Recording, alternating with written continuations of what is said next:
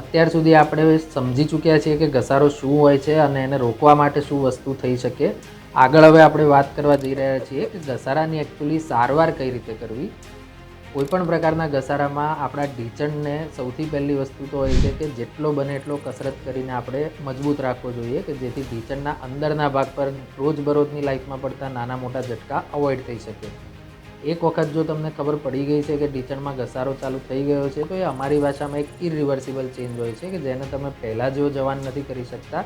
એટલે એક તો એને આગળ વધતો રોકવા માટે રોજબરોજની અમુક પ્રવૃત્તિ જેવી કે જમીન પર બેસવું, પલાઠી વાળવી, સીડીઓ ચડ ઉતર કરવી, ઝટકા વાગે એવી પ્રવૃત્તિ કરવી બને ત્યાં સુધી આપણે ટાળવી જોઈએ.